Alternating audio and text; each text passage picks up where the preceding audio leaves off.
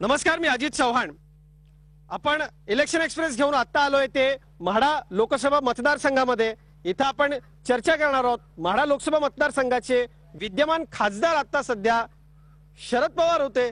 लोकांना खूप अपेक्षा होत्या, पण काय नेमकं झालंय या मतदारसंघामध्ये? पवार साहेबांनी काम केलंय का, त्याबद्दल आपण बोलणार आहोत। येत्या लोकसभा निवडणुकीमध्ये सोलापूर जिल्ह्यामधल्या बहुचर्चित अशा राजकीय घराण्यामधल्या म्हणजे मोहिते पाटील घराण्यामधल्या दोन भावांची लढाई इथं होणार आहे।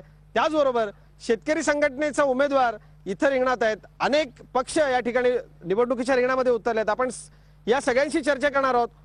माढा लोकसभा मतदारसंघामधले अनेक मान्यवर समाजसेवक, पत्रकार, समाजामधल्या प्रतिष्ठित व्यक्ती या ठिकाणी आलेले आहेत आणि त्यांच्या साथीनं झी 24 तासच्या इलेक्शन एक्सप्रेस मध्ये आपण ही सगळी चर्चा करणार आहोत। आपण पाहुण्यांची ओळख सुरुवातीला करून घेऊयात।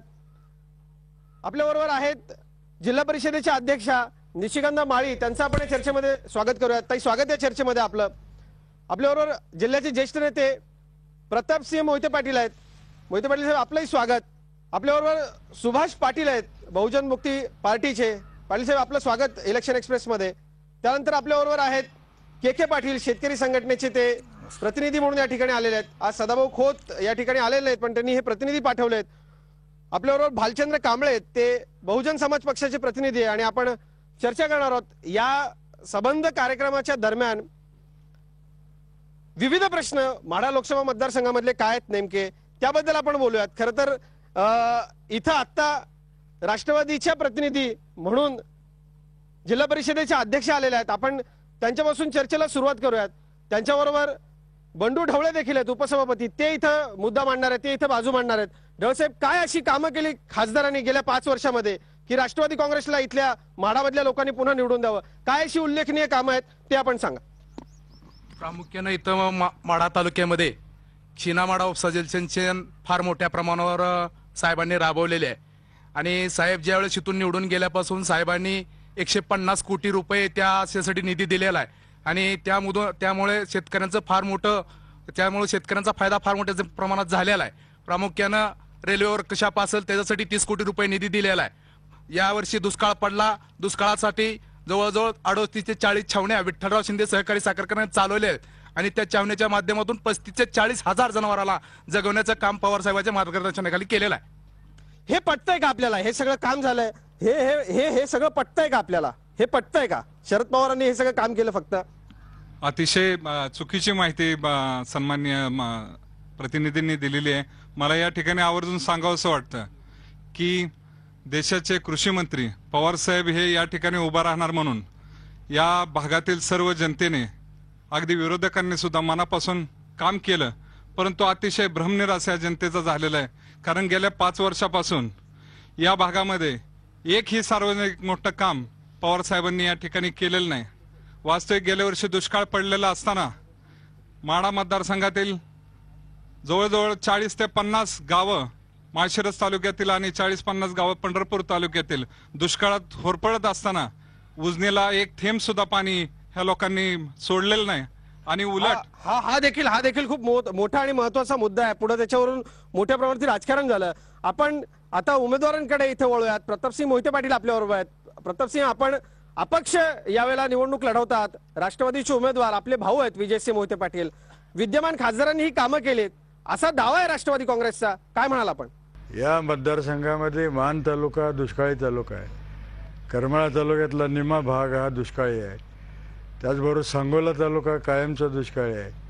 माळशिरस तालुक्यातला निम्मा भाग दुष्काळी आहे आणि वाड्यामध्ये सुद्धा सगळ्याच ठिकाणी पाणी पोचलेलं आहे। अशातली काही परिस्थिती या ठिकाणी नाही।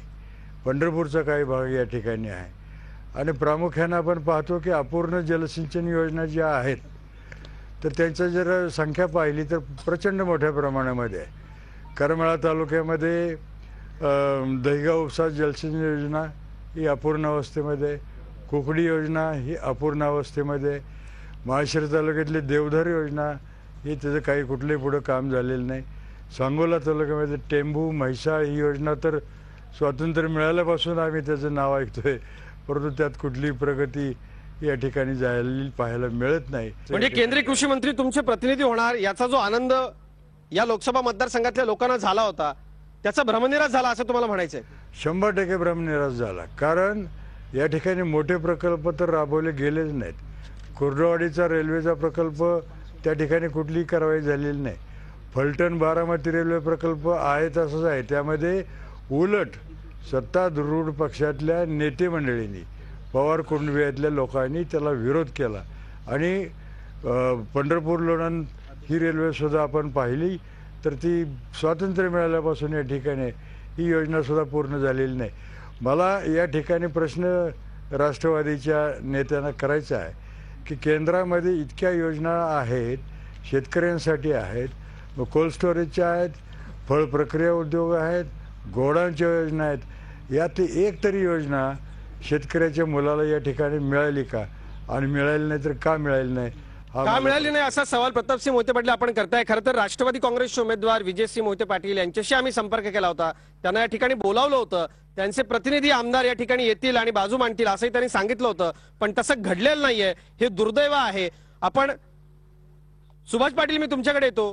काय नेमकी परिस्थिती आहे? शरद पवार खासदार होणार इथले म्हणून लोक आनंदले होते, मात्र 5 वर्षात तसं काम झालं का? दुष्काळ पडला ह्याला पूर्णतः हे सरकार जबाबदार आहे, कृषी मंत्री जबाबदार आहेत की एवढा मोठा पैसा केंद्र सरकारने दिला, महाराष्ट्र सरकारने दिला, परंतु त्याचा काही उपयोग झाला नाही. आता दुसरा प्रश्न असा की लोणंद ते पंढरपूर रेल्वे ही फक्त फलटणपर्यंत का आणली? वास्तविक पाहता त्यांना फलटण त्यापासून बारामतीला न्यायची होती, पण तिथं अधिग्रहणाला विरोध झाला, फार मोठा विरोध झाला की तिथं फार मोठ्या प्रमाणात बागात जमली आहेत. वास्तविक पाहता त्यांना फलटण पासून ही पंढरपूरपर्यंत रेल्वे आणणं शक्य होतं, कारण त्याचं अधिग्रहण 1928 साली झाले, ब्रिटिशांच्या काळात झाले. असं असताना जाणीवपूर्वक हा भाग सुधारणेपासून, प्रगतीपासून वंचित व्हावा म्हणून पवार साहेबांनी ते सरकार रेल्वेचा प्रकल्प अंमलात आणणं त्यांना सहज शक्य असताना तो जाणीवपूर्वक आणलेला नाही. मुळात दुष्काळच पडायला नको होता. मुळात दुष्काळ पडायला नको होता. खरं तर तशा सिंचन योजना शेतकऱ्यांच्यासाठी असायला हव्या होत्या. ही सगळी अशी परिस्थिती आहे. आपल्याबरोबर आपण इथे उपस्थित असलेल्या प्रतिनिधींशी आणखी बोलणार आहोत, पण लोक या ठिकाणी आलेत, लोकांचे प्रश्न आहेत, त्यांना चर्चा करायची आहे. बोला. शरद पवार यांनी गेल्या वेळेस निवडणूक लढवताना करमाळा तालुक्यातील दहेगाव उपसा सिंचन योजना मार्च 2011 पर्यंत जाहीर करू आणि या योजनेसाठी 179 कोटी रुपये मी मंजूर केले अशा प्रकारचे JR पत्रकार परिषद घेऊन दाखवले होते. पण प्रत्यक्षात ही योजना अद्याप 5 वर्ष झाली तरी चालू झालेली नाही. त्यांनी सांगितलं मी इफकोचा प्रकल्प, दूध प्रकल्प करमाळा तालुक्यात चालू करून 10,000 लोकांना दुधाचं उत्पन्नाच्या धंद्यातून 10,000 युवकांना रोजगार मिळवून देणार, पण अजून तिथं भूमिपूजन सुद्धा झालं नाही किंवा केवळ त्या राष्ट्रवादीच्या नेते मंडळातल्या जागा खरेदीवरून त्यांच्यात वाद झाला आणि तो प्रकल्प रखडला गेला. नक्की. म्हणजे या सगळ्यात एक गोष्ट तर आहे की राष्ट्रवादीचे प्रतिनिधी ढवळे आपण इथं उपस्थित आहात उत्तर देण्यासाठी. उत्तर द्या या प्रश्नाचं, काय नेमकं उत्तर आहे तुमच्याकडे? खरं तर हे सगळं व्हायला हवं होतं, कारण कृषी मंत्र्यांकडून, केंद्रीय कृषी मंत्र्यांकडून लोकांना फार अपेक्षा होती. प्रामुख्यानं मी सांगतो, करमाळ्यामध्ये जी आता जी त्यांनी सूचना मांडली, म्हैसाळला पाणी सोडलं नाही असं त्यांचं, दहेगावसाठी तुम्ही पाणी सोडलं नाही असं सांगितलं. परंतु काही आपण ज्यावेळेस राज्य शासनाचा जी निर्णय झाला, ऐकून तर घ्या. बरोबर.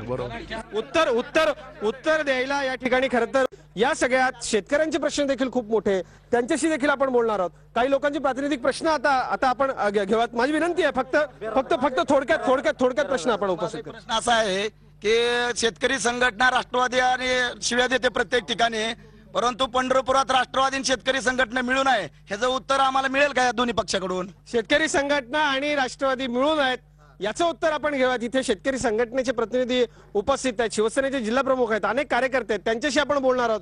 हा कार्यक्रम आता रंगाला लागलाय. पण माढा लोकसभा मतदारसंघामध्ये आहोत आणि इथं चर्चा रंगत चालली. आता अनेक प्रश्न इथल्या सर्वसामान्य जनतेला उपस्थित करायचे आहेत. आपण आधी काही लोकांचे प्रश्न घेऊयात. ब्रेकला जाण्यापूर्वीचा एक प्रश्न होता आणि तो प्रश्न असा होता की शेतकरी संघटना पंढरपुरात राष्ट्रवादीच्या सोबत काय, त्याचे उत्तर आपण घेणार आहोत. पण आणखी काही प्रश्नांची इथं उत्तर जनतेला हवी आहेत. आपण अत्यंत थोडक्यात थेट प्रश्न.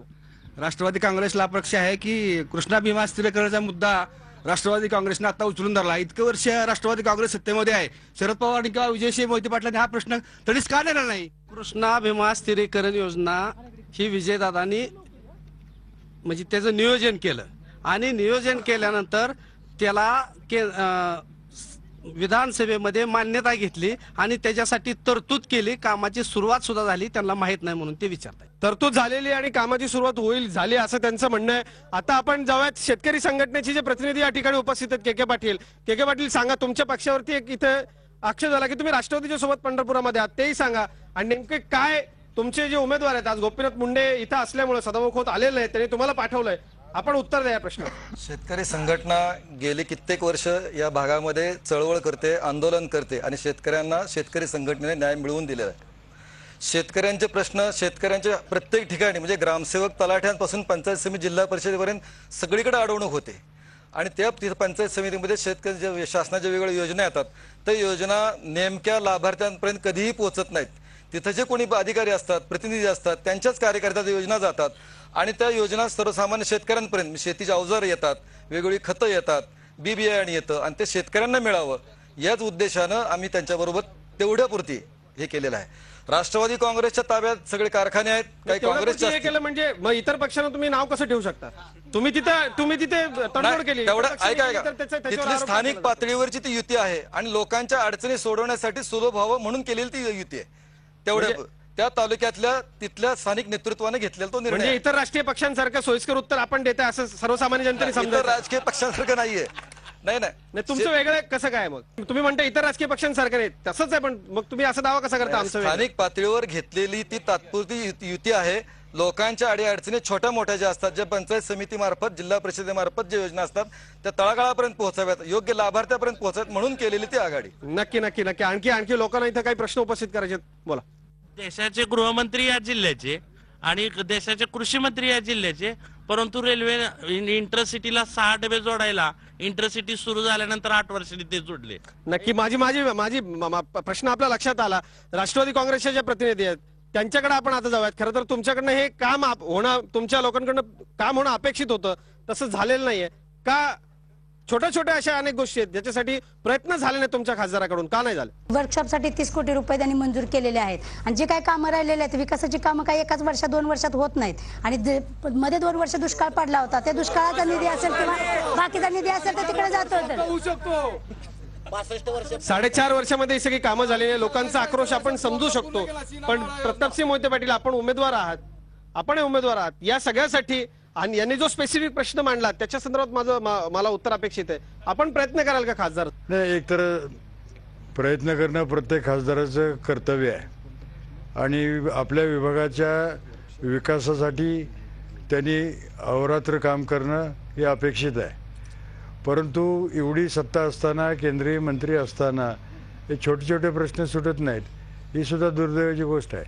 आणि म्हणून आमच्या मतदारांची तक्रारच ही आहे की तुम्हाला शक्य असताना दिल्लीमध्ये सरकारमध्ये तुम्ही 2-3 नंबरचे केंद्रीय मंत्री असताना हे असे प्रश्न सुटू शकत नाहीत, ही दुर्दैवाची गोष्ट आहे. आणि मी स्वतः या बाबतीमध्ये जर संधी मिळाली मला तर निश्चित प्रयत्न, संधी मिळाली तर निश्चित काम करेल असं तुम्ही म्हणताय. आपण बोला. पवार साहेबांनी माढा तालुक्यामध्ये आल्यानंतर प्रथमतः मुद्दा मांडला होता की माढ्यामध्ये कॅलिफोर्निया करू माढा लोकसभा मतदारसंघाचा.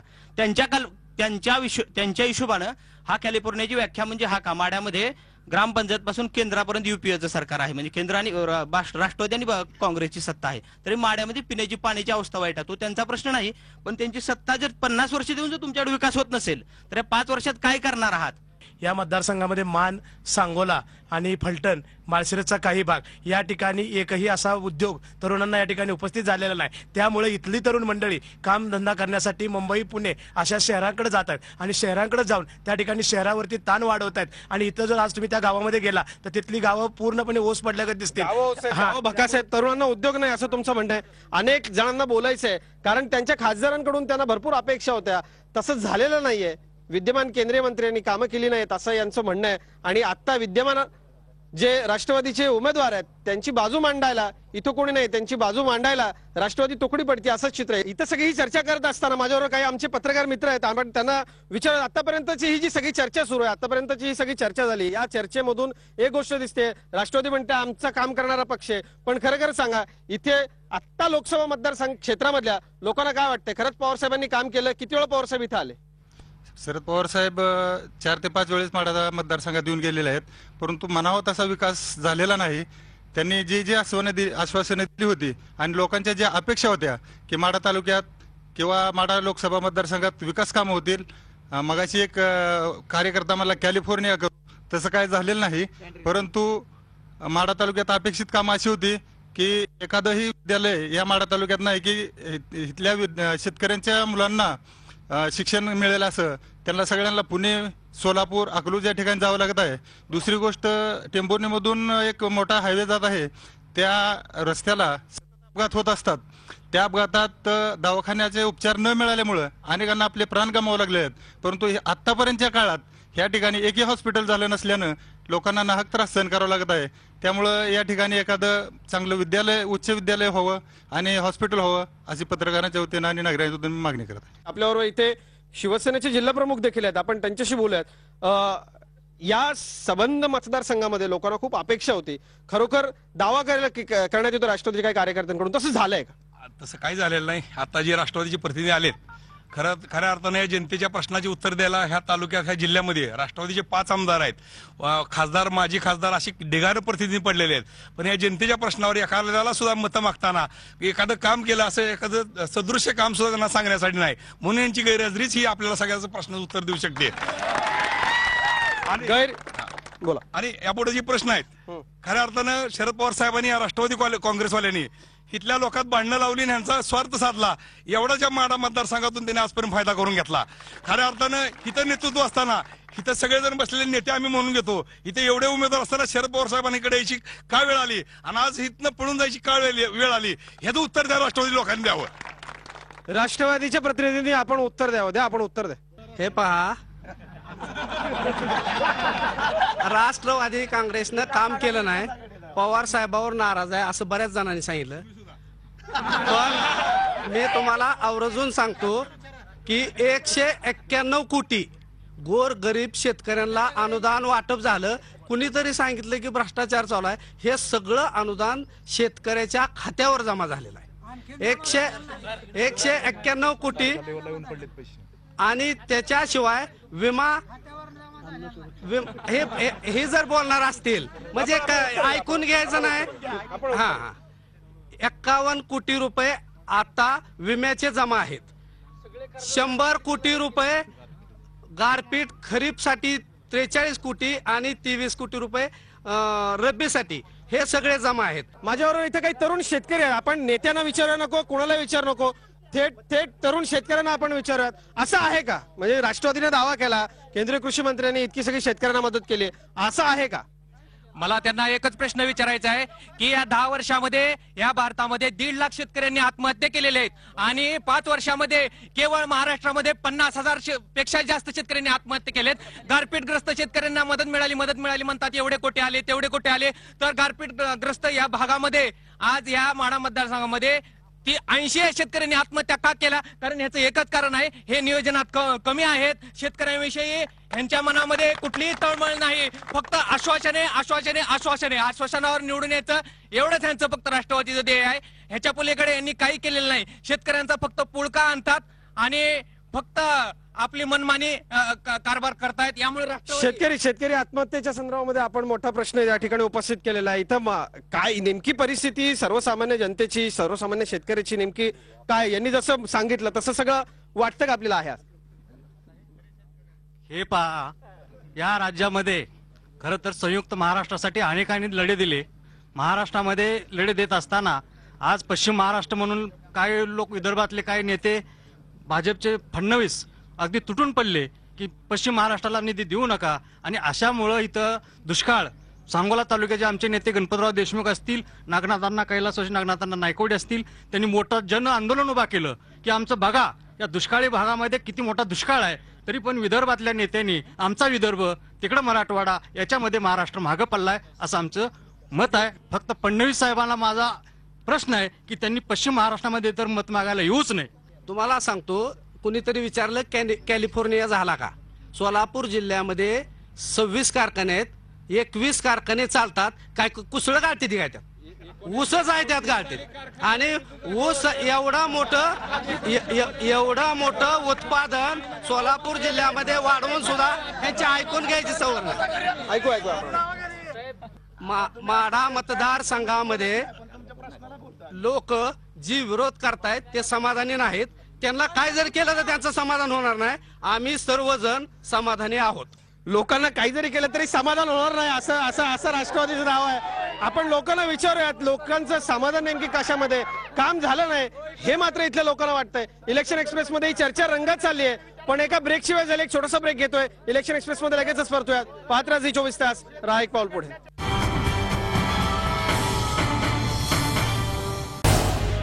झी 24 तास, रहा एक पाऊल पुढे.